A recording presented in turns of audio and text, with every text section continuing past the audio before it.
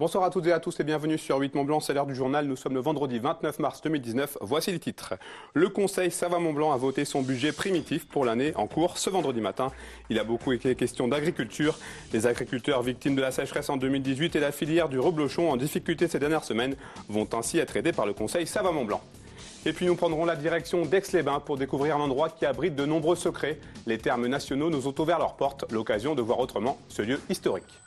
L'heure était donc au vote ce vendredi matin pour le Conseil Savoie-Mont Blanc. L'Assemblée bidépartementale a adopté son budget primitif pour 2019. La Savoie et la Haute-Savoie ont annoncé qu'ils réfléchissaient par exemple à rapprocher leurs archives départementales ou encore les laboratoires vétérinaires pour accompagner les exploitations agricoles. À court terme, il a aussi été question d'agriculture. Une enveloppe de près de 210 000 € va ainsi être dédiée aux agriculteurs touchés par la sécheresse l'été dernier.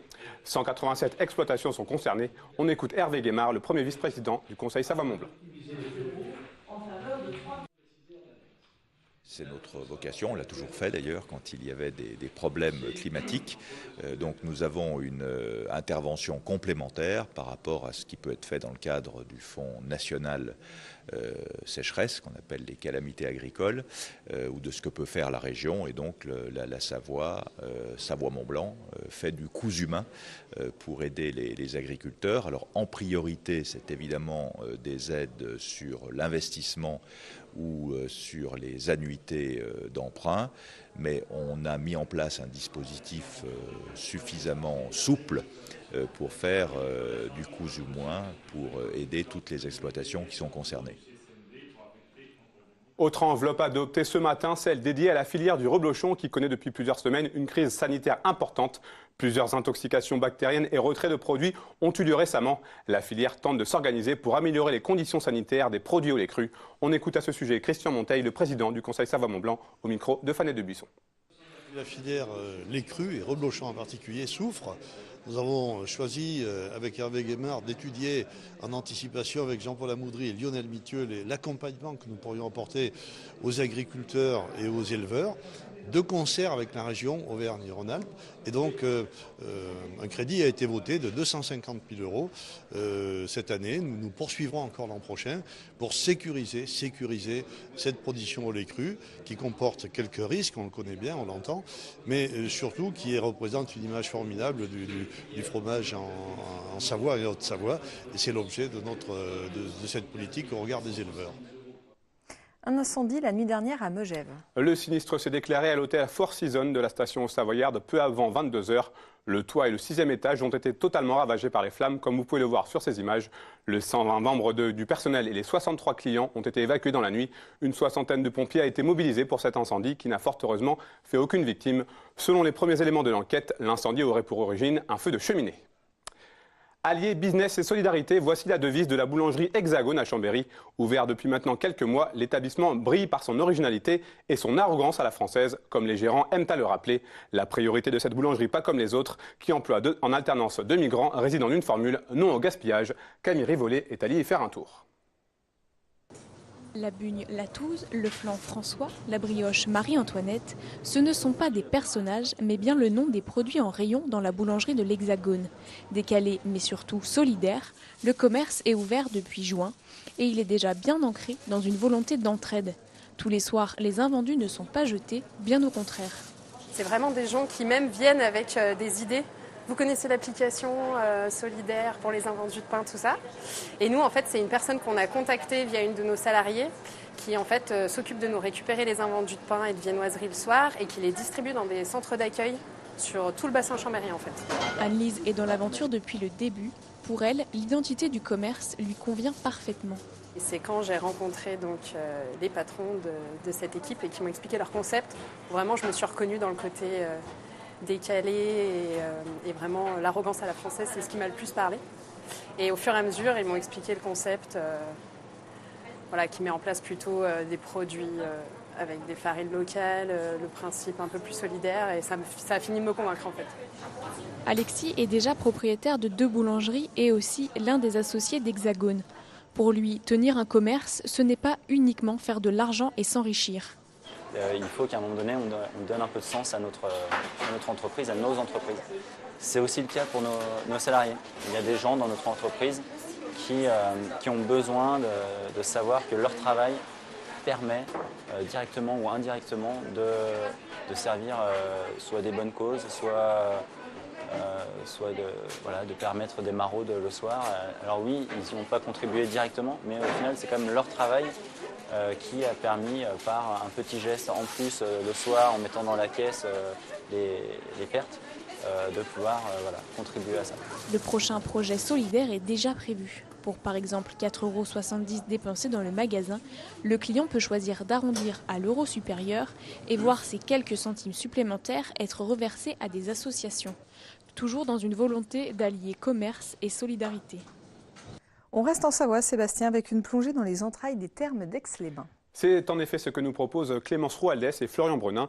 Ils ont pu pénétrer dans cet endroit historique fermé depuis 2008. Fragilisé par le temps, l'édifice est un véritable témoin des différentes époques qu'il a vu se succéder.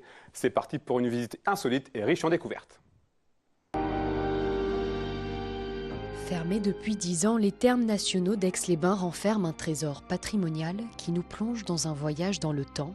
Début de la visite par les fondations, les vestiges romains. Ces vestiges romains ont été érigés au 1er siècle après Jésus-Christ.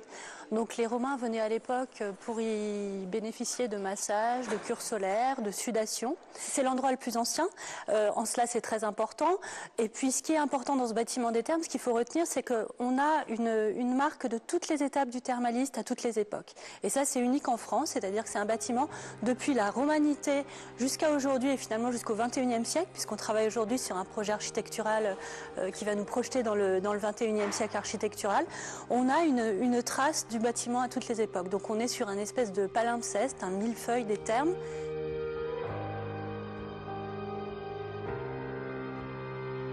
Donc petit saut dans le temps, nous voici ici au XVIIIe siècle devant le portail des premiers thermes voulus par le roi de Piémont-Sardaigne, Victor Amédée III.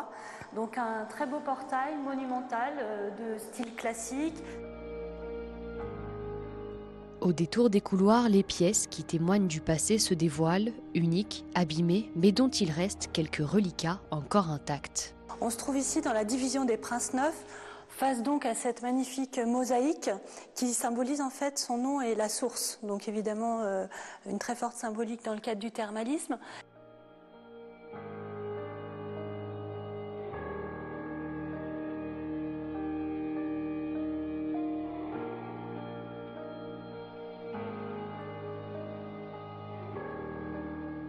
Le voyage se poursuit dans des pièces qui ont presque disparu de nos mémoires. On est là dans la salle du bain suspendu des Albertins, donc toujours à l'époque du 19e siècle. Et ce bain était donc voué à ce que les personnes atteintes de handicap puissent également bénéficier de soins. Dans cette piscine, des masseurs descendaient par les côtés, on voit très bien l'escalier ici, et prodiguaient les soins de massage aux baigneurs.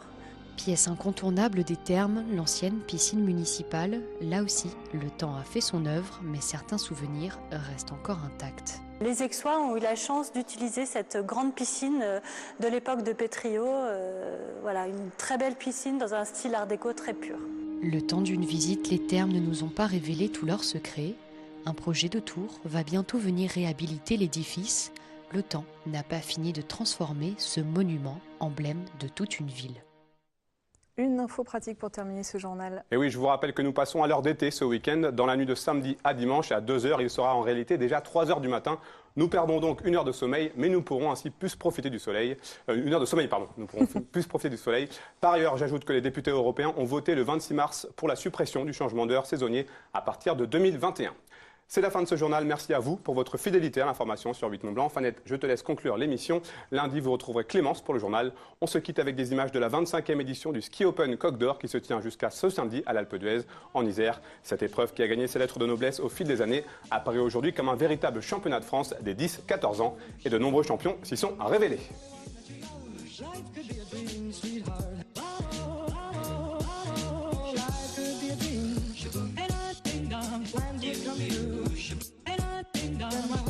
Loving you, life could be a dream, sweetheart. Yeah. Ain't I ding dong, ding dong, ding dong, yeah. Ain't I ding dong, ding dong, ding oh, life ain't I ding dong. If I could take you up and boom, boom, boom, boom, boom.